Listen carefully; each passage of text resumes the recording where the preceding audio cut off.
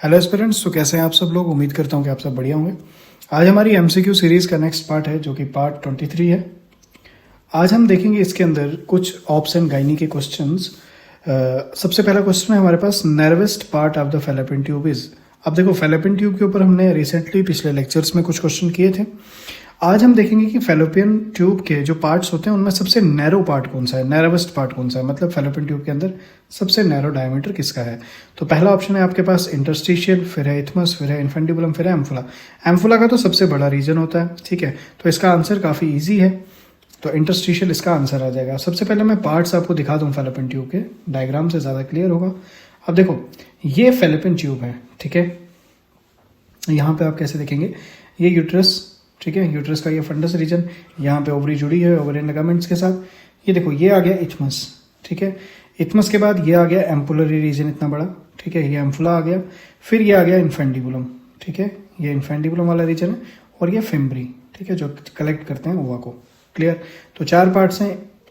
सबसे पहला इथमस, फिर उसके बाद एम्पुला, फिर उसके बाद इन्फेंटिबुलम और उसके बाद फिम्बरी। Is it clear? यहाँ तक क्लियर हो गया। तो इंटरस्टिशियल रीजन जो है वो सबसे नैरो होता है। तो समझेंगे चार पार्ट्स को। तो क्या लिखा है, 4 parts of fallopian tube are. सबसे पहला पार्ट कौन सा है फैलोपियन ट्यूब का, तो सबसे पहला जो पार्ट आ जाता है वो आ जाता है इंट्राम्यूरल और इंटरस्टिशियल, ठीक है। इंट्राम्यूरल और इंटरस्टिशियल पार्ट जो है सबसे पहला पार्ट आता है। देखो, लाई इन यूट्राइन वॉल, ये कहाँ पे पाया जाता है, यूट्राइन वॉल में पाया जाता है। लेंथ इसकी कितनी है, 1.2 से 1.25 सेंटीमीटर है। डायमीटर 1 mm होता है, 1 mm डायमीटर, इसीलिए क्या नर्वेस्ट पार्ट है। अब इथमस की अगर हम बात करें, इथमस जो है इसकी लेंथ 2.3 सेंटीमीटर है और डायमीटर 2 mm है। तो देखो, डायमीटर 2 हो गया तो बढ़ गया ना 1 से। एम्पुला की अगर हम बात करें तो लेंथ इसकी 6 सेंटीमीटर है। तो एम्पुला की लेंथ 6 सेंटीमीटर है, डायमीटर 5। तो लेंथ में भी सबसे बड़ा और डायमीटर में भी सबसे बड़ा कौन सा है, एम्पुला। इसीलिए एम्पुलरी रीजन में फर्टिलाइजेशन होती है, ठीक है। और जो एक्टोपिक प्रेगनेंसी होती है वो भी याद रखना एम्पुलरी रीजन में ही ज्यादा होती है, ठीक है। Widest and longest part, site of fertilisation. Clear. Next है infundibulum with fimbriae. Infundibulum with fimbriae जो है 20 to 25 finger like projection, fimbriae को बोलते हैं। 20 से 25 फिंगर लाइक प्रोजेक्शन होती है। इसकी लेंथ जो है 1.2 सेंटीमीटर होती है और डायमीटर 5 mm होता है। तो ये कुछ डायमीटर से क्वेश्चन बन सकते हैं, ठीक है, लेंथ से डायमीटर से क्वेश्चन बन सकते हैं। अब आपको पता होना चाहिए कि जो फैलोपियन ट्यूब है इसके कितने पार्ट्स हैं, तो 4 पार्ट्स हैं। कौन कौन सा, तो सबसे पहले आ जाता है इंटरस्टिशियल पार्ट, इथमस पार्ट, उसके बाद ampullary part and then infundibulum and with fimbriae. Clear. Next आगे बढ़ते हैं अपने अगले क्वेश्चन की ओर। तो देखो क्वेश्चन क्या है, the function of fallopian tube is. अब ये कह रहा है कि फैलोपियन ट्यूब के पार्ट्स तो हमें पता चल गए, ठीक है, इवन इसकी एपिथेलियल सेल भी हमने पिछले लेक्चर्स में देख ली। अब क्वेश्चन बनता है कि जो ये फैलोपियन ट्यूब है इसका काम क्या है, फंक्शन क्या है। तो देखो, सबसे पहला ऑप्शन क्या है, secretion of oestrogen and progesterone. देखो, एस्ट्रोजन और प्रोजेस्टेरोन जो है फीमेल सेक्स हार्मोन है। कौन सेक्रीट करता है, तो आपको पता है ओवरी सेक्रीट करती है। फैलोपियन ट्यूब तो सेक्रीट नहीं करता, तो इसलिए पहला ऑप्शन क्या हो जाएगा, बिल्कुल गलत। नेक्स्ट है passage way for foetus. Foetus का पासेज वे, यार फीटस कब बनेगा, फीटस तो फर्टिलाइजेशन के बाद बनेगा। फर्टिलाइजेशन होती है फैलोपियन ट्यूब में, फीटस तो कहां पे डेवलप होगा, वो यूट्रस में डेवलप होगा। और पासेज कहां से होगा, थ्रू वेजाइना होगा, बर्थ कैनाल होगा। तो ये भी टोटली गलत है, ठीक है। ऑकरेंस ऑफ फर्टिलाइजेशन, बिल्कुल सही। तो यहाँ पे क्या होगी, फर्टिलाइजेशन होगी। डेवलपिंग फीटस तो बिल्कुल नहीं। तो ऑप्शन इसका क्या आ जाएगा, सी इज द करेक्ट आंसर। तो यहाँ पे अकरेंस होती है किसकी, फर्टिलाइजेशन की। तो समझेंगे कुछ पॉइंट्स यहाँ पे इंपॉर्टेंट। तो क्या लिखा है यहाँ पे, देखो फंक्शन ऑफ फैलोपियन ट्यूब की अगर मैं बात करूं तो क्या है, ये क्या करता है, कन्वे द फर्टिलाइज्ड ओवम। ये फर्टिलाइज्ड ओवम को कन्वे करेगा या जाइगोट को कन्वे करेगा, पासेज के लिए जगह देगा। नॉट फीटस, फीटस को नहीं, क्योंकि फीटस तो बनेगा ही कहां, यूट्रस के अंदर, ठीक है। From ovary to uterus and spermatozoa, ये क्या करेगा, कन्वे करेगा किसको, फर्टिलाइज्ड ओवम को। कहां से, फ्रॉम ओवरी टू यूट्रस। पहले तो ओवरी से जो एग निकलेगा यूट्रस की तरफ, उसे कौन कन्वे करेगा, उसके कन्वे करेगा फैलोपियन ट्यूब कन्वे करेगा। और स्पर्मेटोजोआ, स्पर्म को, जो कि वेजाइना के थ्रू, सर्विक्स के थ्रू अंदर आया और फैलोपियन ट्यूब के अंदर आ गया, और इसको भी कन्वे कौन करेगा, फैलोपियन ट्यूब करेगा स्पर्म। फ्रॉम कहां से, यूट्रस टुवर्ड्स दी ओवा, ठीक है। तो मतलब सिंपल सी बात है, ओवा की तरफ स्पर्म ने कहा जाना है, एग की तरफ, और एग ने कहा जाना है, स्पर्म की तरफ या यूट्रस की तरफ, ठीक है, ऐसे कह लो। और इसी को कन्वे कौन करवाती है, यही फैलोपियन ट्यूब कन्वे करवाती है। समझ आ गया। नेक्स्ट जो इसका पॉइंट है, प्रोवाइड साइट फॉर फर्टिलाइजेशन, और ये फेलोपियन ट्यूब क्या साइट प्रोवाइड करवाएगी, फर्टिलाइजेशन, जहां पे एग और स्पर्म मिलेंगे, ठीक है। फर्टिलाइजेशन मेनली फर्टिलाइजेशन अकर इनटू एम्पुलरी पार्ट या एम्पुलरी रीजन। तो मेनली जो फर्टिलाइजेशन होती है वो कहाँ पे होती है, एम्पुलरी रीजन में, एम्पुला में। यहां से क्वेश्चन काफी बार आ चुका है, ठीक है। नेक्स्ट क्वेश्चन है हमारी स्क्रीन पे, following is the function of fallopian tube. ये कह रहा है कि ये जो है ये सब किसके फंक्शन है, फेलोपियन ट्यूब के फंक्शन है। बताओ जरा, following is the function of fallopian tube. तो सबसे पहले सेक्रीशन ऑफ एस्ट्रोजन प्रोजेस्टेरोन, तो बिल्कुल नहीं, ये तो बिल्कुल नहीं है, ठीक है, ऐसा तो नहीं होता है। नेक्स्ट क्या है, नेक्स्ट है हेल्प्स इन फीटस डेवलपमेंट। नहीं, फीटस की डेवलपमेंट के साथ कोई लेना देना ही नहीं है फेलोपियन ट्यूब का। Act as a passage way for the foetus, नहीं, वो तो वेजाइना है। नेक्स्ट क्या है, बचा क्या, देखो एलिमिनेट हो गए 3, तो यही आंसर होगा डेफिनेटली। तो अब पढ़ लेते हैं, मोबिलिटी ऑफ फर्टिलाइज्ड ओवम, बिल्कुल सही, ये मोबिलिटी प्रोवाइड करता है फर्टिलाइज्ड ओवम को, किसके थ्रू, सीलियाज है ना इसके अंदर प्रेजेंट, वही मोबिलिटी प्रोवाइड करवाते हैं। जो फेलोपियन ट्यूब के अंदर सीलियाज प्रेजेंट है वही क्या करवाएंगे, मोबिलिटी प्रोवाइड करवाएंगे जो आपका ओवम होगा उसको। क्लियर। नेक्स्ट क्वेश्चन की ओर बढ़े, तो चलो नेक्स्ट क्वेश्चन की ओर बढ़ते हैं।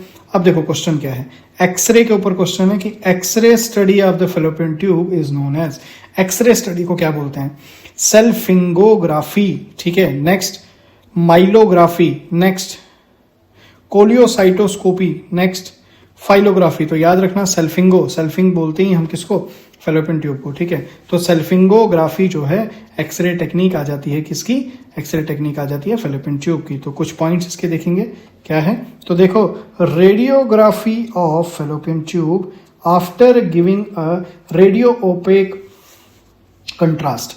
अब देखो फेलोपियन ट्यूब में कोई बोन वोन तो है नहीं, तो जब भी हम इसकी रेडियोग्राफी करते हैं तो हमको एक रेडियो ओपेक सबस्टांस इसके अंदर इंसर्ट करना पड़ता है, ठीक है। तो रेडियो ओपेक सबस्टांस देंगे, कंट्रास्ट देंगे, मीडियम देंगे, फिर उसके बाद हम इसका एक्सरे करेंगे, तो उसी को हम क्या बोलेंगे, called salpingography. It is used in the testing of patency. ये यूज कब करते हैं हमको पेटेंसी देखनी है किसकी, ट्यूब की पेटेंसी देखनी है, कैपेबिलिटी देखनी है फर्टिलाइजेशन की, कि वो फर्टाइल है, फीमेल की फर्टिलिटी में इसका टेस्ट किया जाता है of tube in investigating the infertility का टेस्ट जब फीमेल में किया जाता है तो उसमें सेल्फिंगोग्राफी जो है ये प्रोसेस किया जाता है।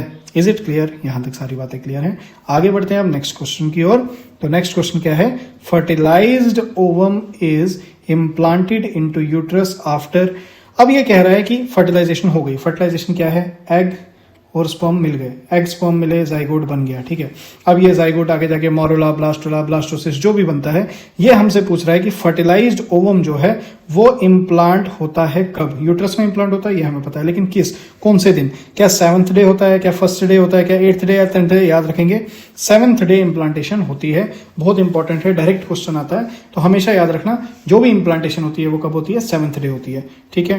अब कुछ पॉइंट देखेंगे इसके, तो देखो जाइगोट फर्टिलाइज्ड, अब देखो यहाँ पे पॉइंट्स क्या है, जाइगोट फर्टिलाइज्ड ओवम, जाइगोट क्या हो गया, फर्टिलाइज्ड ओवम। जाइगोट किसको कहते हैं हम, जाइगोट फर्टिलाइज्ड ओवम को हम क्या कहते हैं, जाइगोट। ये हो गया ना फर्टिलाइज, ये क्या था, ये ओवम, ठीक है, ये आ गया ओवम, ये आ गया स्पर्म। इन दोनों के मिलने के प्रोसेस को क्या बोलेंगे, फर्टिलाइजेशन, ठीक है। फर्टिलाइजेशन इन दोनों के मिलने के प्रोसेस को बोलेंगे, और जो फर्टिलाइजेशन के बाद जो ये सिंगल सेल बनी इसी को क्या बोलते हैं, जाइगोट, या इसी को क्या बोलेंगे, फर्टिलाइज्ड ओवम बोलेंगे अब इसको, ठीक है। तो क्या लिखा है, जाइगोट या fertilised ovum, a cell produced by the union of 2 gamete, जो स्पर्म और एग इन्हीं को क्या बोलते हैं, गैमीट बोलते हैं, sperm and ova, to till the period of 2 weeks, कब तक, 2 वीक्स के पीरियड तक, इनिशियली डेवलपमेंट ऑफ जाइगोट और fertilised ovum occur into the fallopian tube. Starting के दिनों में जो फर्टिलाइज्ड ओवम हो गया, जाइगोट हो गया, इसकी डेवलपमेंट कहाँ होती है, फेलोपियन ट्यूब के अंदर होती है, ठीक है। कब, फर्स्ट 3 to 7 डेज, कब से कब तक, पहले 3 से लेकर 7 दिन तक, एंड लेटर। और ये कौन नरिशमेंट प्रोवाइड करेगा, फेलोपियन ट्यूब के अंदर एक सेल्स होती हैं, मैंने रिसेंट कुछ लेक्चर पहले क्वेश्चन करवाया था, मुझे बताओ उन सेल्स का नाम क्या होता है जो नरिशमेंट प्रोवाइड करती हैं, ठीक है। And later development occur into uterus, uterine cavity of uterus. 3 से 7 दिन तक तो फेलोपियन ट्यूब के अंदर कुछ सेल्स होती हैं जो प्रोवाइड करेंगी न्यूट्रिशन वगैरह इसको, बट उसके बाद जो है इसको इम्प्लांट होना पड़ेगा। तो इसलिए fertilised egg reaches the blastocyst stage, तो आपसे स्टेज पूछी जा सकती है कि कौन सी स्टेज है इस डेवलपिंग जाइगोट की या एम्ब्रियो की, डेवलपिंग ओवम की, कि जो इम्प्लांटेशन के लिए एलिजिबल हो जाती है, तो वो कौन सी हो गई, ब्लास्टोसिस्ट स्टेज हो गई। और कौन से, अराउंड 6 to 7 डेज, कौन से 6 to 7 days, and this stage the zygote implanted in the wall of uterus around 7th day of fertilization। तो 7वें दिन फर्टिलाइजेशन के ओवम जो है ये इम्प्लांट हो जाता है। Is it clear? यहां तक बात क्लियर हो गई। बढ़ते हैं आगे नेक्स्ट क्वेश्चन की ओर। देखो क्वेश्चन क्या कह रहा है हमें, काफी इजी क्वेश्चन है। क्वेश्चन कह रहा है which female reproductive organ is responsible for producing egg. ये कह रहा है वो कौन सा ऑर्गन है, बहुत ही इजी। ये सीधा गैमीट पूछ रहा है हमको, जो गैमीट को बना रही है वो कौन सा ऑर्गन है। तो फीमेल में ओवरी, मेल में टेस्टिस। तो यहाँ पे क्या आ जाएगा आंसर, इसमें ज्यादा क्या बताऊं मैं, ओवरीज का आंसर आ जाएगा। अब हमको फंक्शंस ओवरी के, जहां से क्वेश्चन बनता है वो क्या है, वो है मेन फंक्शन ऑफ ओवरी। बताओ ओवरी के क्या फंक्शंस हैं। याद रखना ओवरी क्या करती है, डेवलपमेंट ऑफ मैच्योर ओवम या एग, दोनों की डेवलपमेंट करवाएगी। ठीक है, also called female reproductive cell. हम इसको और क्या कहते हैं, फीमेल रिप्रोडक्टिव सेल भी कहते हैं या जर्म सेल भी कहते हैं। Is it clear? ओवम या एग को हम फीमेल रिप्रोडक्टिव सेल या जर्म सेल भी कहते हैं। और क्या करती है ओवरी, ओवरी का काम है फीमेल सेक्स हार्मोन को सेक्रेट करना। तो देखो secretion of 3 female sex hormone like, कौन कौन से हैं वो 3 सेक्स हार्मोन, तो आपको याद होना चाहिए, पता होना चाहिए। सबसे पहले एस्ट्रोजन, ठीक है, कहां से, by theca sales of Graafian follicle. Graafian follicle जो है उसकी थीका सेल्स जो है, थीका सेल्स एस्ट्रोजन को सेक्रेट करती हैं। क्लियर? ये ग्रेफियन फॉलिकल क्या है, जरूर आपने मेंस्ट्रुअल साइकिल में पढ़ा होगा। तो ये एम्ब्रियो हो गया, इसके बाहर जो है ये ग्रेफिन फॉलिकल होता है। ठीक है, लगभग 13-14 दिन तक ये ग्रेफिन फॉलिकल जो है थीका सेल जिसकी एस्ट्रोजन बनाती हैं।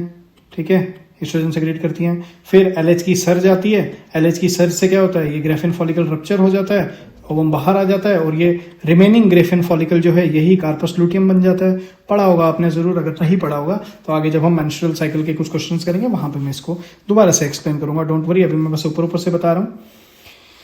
चलो समझो, देखो क्या है, secretion of 3 female sex hormones की बात कर रहा था मैं। एस्ट्रोजन सेक्रेट करता है जो कि थीका सेल्स ग्रेफिन फॉलिकल का करते हैं, और प्रोजेस्टेरॉन, प्रोजेस्टेरॉन कौन करेगा, कार्पस लुटियम करता है। ठीक है, एंड इनिबिन, और इनिबिन की सेक्रेशन होती है। तो 3 हार्मोन्स इंपॉर्टेंट हैं जो आपकी ओवरी सेक्रेट करती है। सबसे पहले एस्ट्रोजन, प्रोजेस्टेरॉन एंड इनिबिन। ठीक है, स्पेसिफिक पूछे एस्ट्रोजन कहां से, तो थीका सेल से। स्पेसिफिक पूछे प्रोजेस्टेरॉन कहां से, तो कार्पस ल्यूटियम से। Is it clear? चलो आगे बढ़ते हैं नेक्स्ट क्वेश्चन की ओर। तो नेक्स्ट क्वेश्चन क्या है, the female hormone secreted from ovary is. अभी बता दिया 3, क्या क्या, एस्ट्रोजन, प्रोजेस्टेरॉन और इनिबिन। देखो इनमें से क्या है, अब एफएसएच और एलएच, ये तो यार सेक्रेट ही नहीं करती है ओवरी।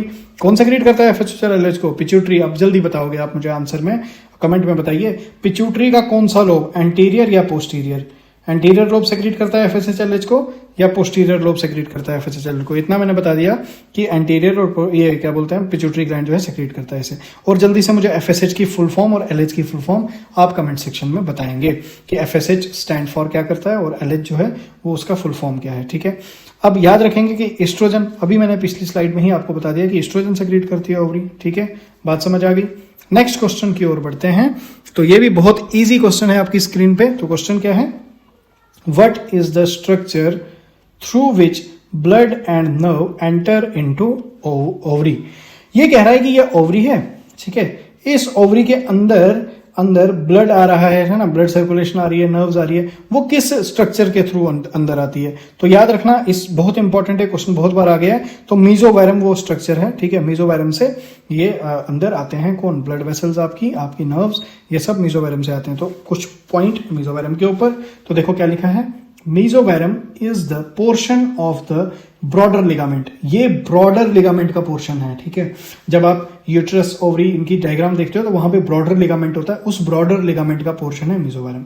ठीक है, of the uterus that suspend the ovary, जो ओवरी को सस्पेंड करवाता है। ओवरी इसी में चिपकी होती है। ठीक है, सस्पेंड कर रही होती है ब्रॉडर लिगामेंट में। The ovarian artery and nerve get to pass through suspensory ligament and then enter the ovary via the mesovarum। तो ये सस्पेंडेड लिगामेंट्स में, जहां पे ओवरी जो है सस्पेंड कर रही है, आर्टरी और नर्व्स जो है ये पास होती हैं सस्पेंसरी लिगामेंट से और एंटर करती हैं ओवरी के अंदर, किसके थ्रू, मीजोवायरम के थ्रू। Is it clear? तो मीजोवायरम बहुत इंपॉर्टेंट है, बहुत बार एग्जाम में आ चुका है, तो मीजोवायरम आ सकता है। ठीक है, तो चलो आज के लिए इतना काफी है। ज्यादा लंबे वीडियोस क्यों नहीं बन रहे, क्योंकि अपलोडिंग में बहुत ज्यादा दिक्कत आ रही है, अपलोड नहीं हो पा रहा है। जैसे कि आपको पता है कि अभी हम जो सीरीज चल रही है रोज एमसीक्यूज की प्रैक्टिस आपके व्हाट्सएप पे करवाई जा रही है।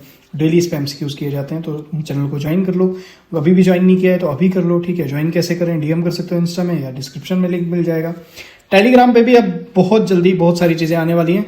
तो सिंपल सी बात है, जो आइडियल स्टूडेंट है, जो सच में जॉब लेना चाहता है, जिसको जॉब की रिक्वायरमेंट है, नर्सिंग ऑफिसर बनना चाहता है, वो हमारे साथ इन तीनों कम्युनिटीज में जुड़े। सबसे पहले टेलीग्राम पे, व्हाट्सएप पे और इंस्टाग्राम पे, यूट्यूब पे तो आप ये वीडियो देख ही रहे हो। तो ये 3-4 कम्युनिटीज में हमारे साथ जुड़े रहो। हर दिन अपडेट्स आती हैं नर्सिंग एग्जाम्स के रिलेटेड, इंपॉर्टेंट क्वेश्चंस के रिलेटेड, और जो रिसेंट गाइडलाइन आपकी WHO या इंडियन नर्सिंग काउंसिल जो भी गाइडलाइन निकालती है, पैरामेडिकल काउंसिल, तो हम उसकी भी अपडेट आप तक पहुंचाते हैं। तो इन 3-4 कम्युनिटीज में हमारे साथ जुड़े रहें। जो भी आइडियल स्टूडेंट है, जिसको जॉब सीकर है, वो रोज इंटरेक्ट कर रहे हैं। मैं देख रहा हूं, हर दिन हम देखते हैं कि बहुत सारे बच्चे जो हैं, जैसे ही क्वेश्चंस व्हाट्सएप पे आते हैं, वो इतने सिंसियर हैं कि आके सभी क्वेश्चंस को सॉल्व करते हैं। ज्यादा नहीं, रोज के 6 से 7 हाई यील्डिंग क्वेश्चंस डाले जाते हैं। उनमें से हम क्या करते हैं कि 7 क्वेश्चन अगर डाले हैं, उसमें हम लेवल रखते हैं इजी, मॉडरेट एंड हार्ड, ठीक है। कुछ 1-2 क्वेश्चन इजी होंगे, 1-2 मॉडरेट होंगे और 1-2 हार्ड होंगे। इस तरह से हम डालते हैं। और भी बहुत सारी चीजें प्लान हो रही हैं बैकएंड पे। प्लीज आप अपना सपोर्ट इसी तरह से बनाए रखें। आने वाले टाइम में, अपकमिंग टाइम में बहुत सारी चीजें स्टार्ट होने वाली हैं। जैसे कि एक PR यादव बुक आती है आपकी, जो कि नर्सिंग जगत की सबसे बेहतरीन किताब मानी जाती है, और शायद ही कोई ऐसा नर्सिंग एस्पिरेंट होगा जिसने PR यादव बुक को नहीं पढ़ा होगा। और हम क्या कर रहे हैं, हमारी टीम डिजाइन कर रही है PR यादव फुल कोर्स, जो कि फ्री ऑफ कॉस्ट आपको YouTube पे मिलेगा। फ्री में हम पूरी PR यादव को एक्सप्लेन करने वाले हैं। PR यादव के MCQs सारे आपको प्रैक्टिस करवाएंगे। इस PR यादव बुक की सबसे खास बात क्या लगती है मुझे, इसकी सबसे खास बात मुझे ये लगती है कि जितने भी नर्सिंग के सारे exam, all India, pan India में जितने भी नर्सिंग के एग्जाम होते हैं, उन सब के क्वेश्चंस को ये बुक डालती है अपने अंदर। इस बुक के अंदर सारे PYQs भर के हैं। वो सारे PYQs अब हम आपको अपने स्टाइल में करवाएंगे। सेम इसी चैनल पे फ्री ऑफ कॉस्ट होगा। और भी बहुत सारी चीजें डिजाइन हो रही हैं। बस सपोर्ट बनाएं, जितना हो सके वीडियोस को शेयर करें, सपोर्ट करें। मिलते हैं अब नेक्स्ट वीडियो में। तब तक के लिए thank you so much, best of luck, God bless you.